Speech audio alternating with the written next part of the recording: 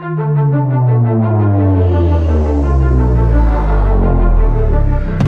the shadow of a global conflict, World War II, there began a secret scientific endeavor that would forever alter the course of history. This project was known as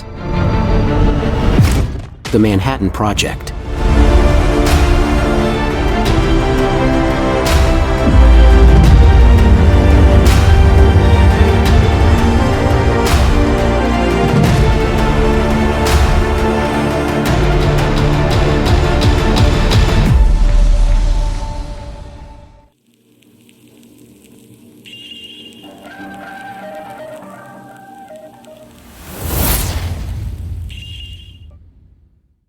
It was centered on an understanding of the atom, the tiny particles that make up everything in the universe. The concept of the atom has been around for a long time, starting with the ancient Greeks. However, it wasn't until the 20th century that scientists really began to understand what atoms are and how they work. They discovered that atoms are made up of even smaller particles, protons, neutrons, and electrons.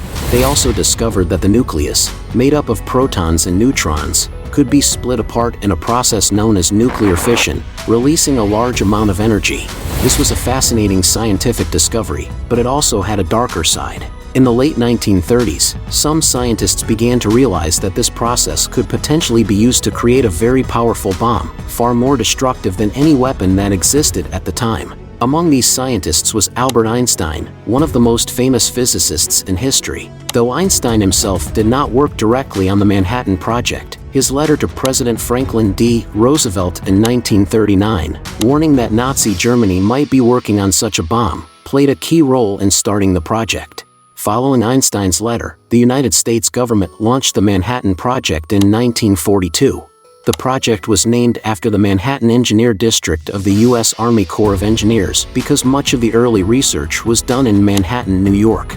At the heart of the project was a mission to solve a complex scientific and engineering challenge: how to build an atomic bomb before the enemies did. The United States, in alliance with the United Kingdom and Canada, gathered a team of brilliant scientists and engineers from around the world, many of whom were fleeing from war-torn Europe. Leading the scientific aspect of the project was J. Robert Oppenheimer, a physicist from the University of California, Berkeley.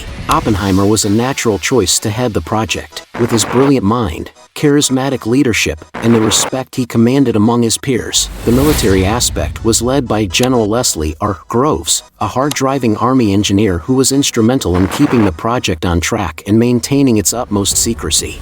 In the early stages, the Manhattan Project was scattered across multiple locations. The most famous of these was the secret laboratory in Los Alamos, New Mexico, where the bomb was designed. Other sites included Oak Ridge, Tennessee, where uranium was enriched, and Hanford, Washington, where plutonium was produced.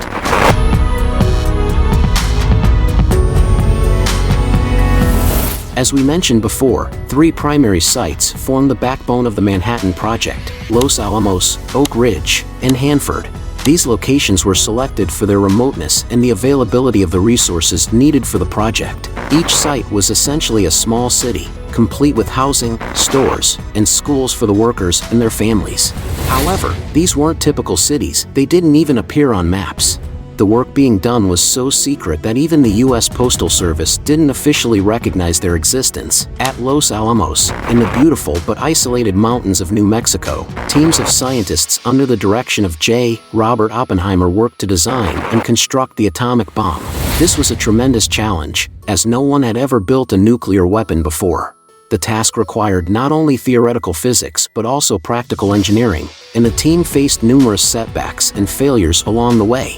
Meanwhile, over at Oak Ridge, Tennessee, a sprawling complex of factories and laboratories was constructed to produce and refine the special kind of uranium needed for the bomb, uranium-235. This was a particularly difficult task because uranium-235 makes up less than 1% of natural uranium. The process used to increase the proportion of uranium-235 is called enrichment, and it was done using several different techniques, including electromagnetic separation and gaseous diffusion. Finally, at Hanford, Washington, large nuclear reactors were built to produce plutonium, a new element that had only been discovered in 1940. Plutonium-239, the specific isotope needed for the bomb, is created in nuclear reactors when uranium-238 absorbs a neutron. The process of designing and building an atomic bomb was based on the principle of nuclear fission. When the nucleus of an atom is hit by a neutron, it can split apart, releasing a great deal of energy and more neutrons. These additional neutrons can then go on to split more atoms, creating a chain reaction. If this chain reaction is allowed to happen very quickly, it results in a powerful explosion. The challenge for the Manhattan Project scientists was to figure out how to start and control this chain reaction in a bomb.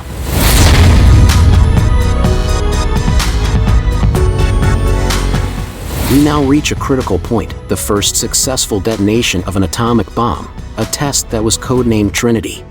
By 1945, after years of intense scientific research and engineering, the teams at Los Alamos were ready to test their creation. The stakes were high.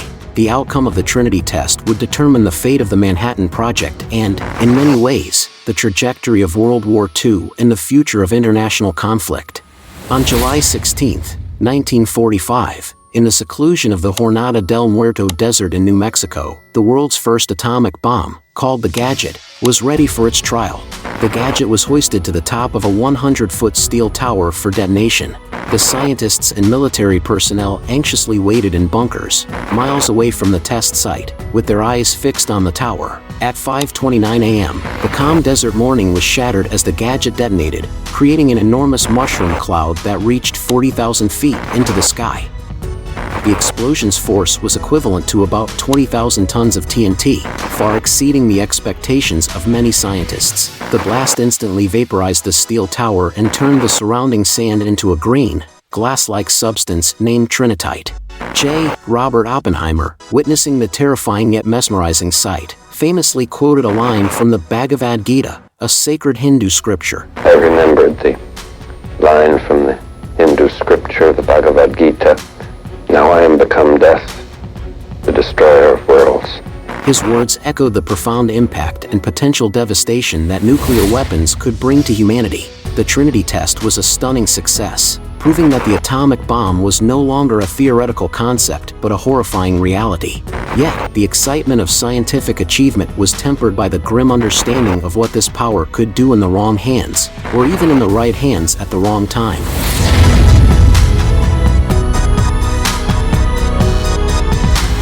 The successful Trinity Test marked a turning point in the history of warfare and technology.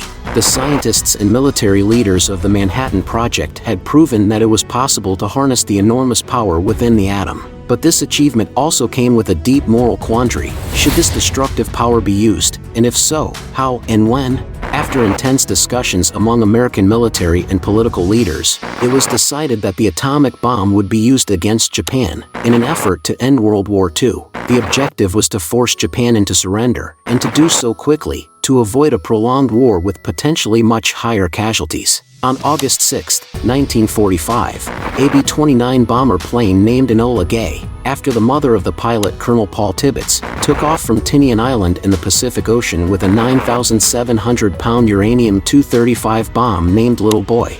The destination was Hiroshima, a major Japanese military and industrial center. At 8:15 a.m., Little Boy was dropped, exploding approximately 600 meters above the city. The bomb released energy equivalent to about 15,000 tons of TNT, instantly destroying 5 square miles of the city and causing an estimated 140,000 deaths by the end of the year, both from the initial blast and the lingering effects of radiation. Despite the devastation in Hiroshima, Japan did not surrender immediately. So, 3 days later, on August 9th, a second atomic bomb was used. This time, the B-29 bomber boxcar carried a plutonium-239 bomb named Fat Man, headed for the city of Nagasaki. The bomb exploded at 11:02 a.m. over the city's industrial valley, releasing energy equivalent to 21,000 tons of TNT, and eventually causing an estimated 70,000 deaths.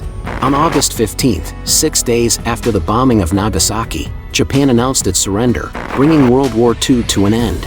The exact impact of the atomic bombings on the decision to surrender is a complex and controversial topic. Let us know in the comments what you think of this.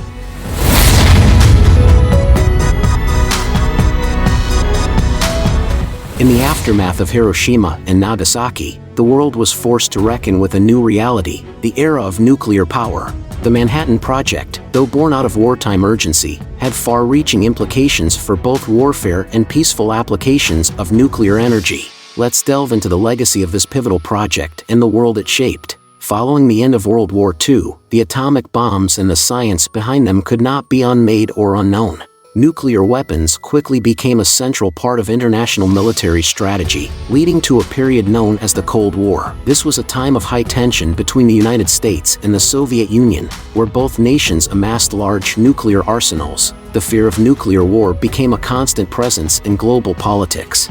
However, the knowledge and technology gained from the Manhattan Project also had more peaceful applications. It led to the development of nuclear power plants, which today supply a significant portion of the world's electricity. Nuclear power provides a large amount of energy from a small amount of fuel and does not produce the greenhouse gases that contribute to climate change. However, it also presents challenges such as the potential for accidents, as seen in the Chernobyl and Fukushima disasters, and the difficulty of safely disposing of radioactive waste.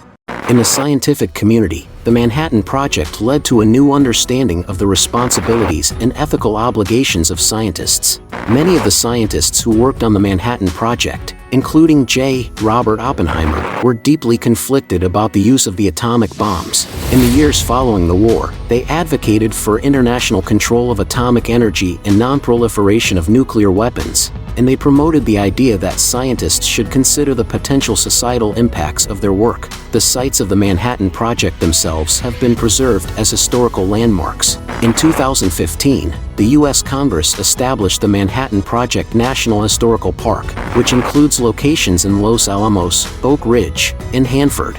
These sites serve as a reminder of the project's historical significance and the complex issues it raised about science, technology, and society. The Manhattan Project was a remarkable scientific and technological endeavor that changed the world in profound ways. The project and its outcomes remind us that with great knowledge comes great responsibility. As we continue to advance in our understanding of the world, we must also consider the ethical implications and potential consequences of these discoveries. And that is the story of the Manhattan Project. It's a tale of science and innovation, power and responsibility, woven into the fabric of our shared history.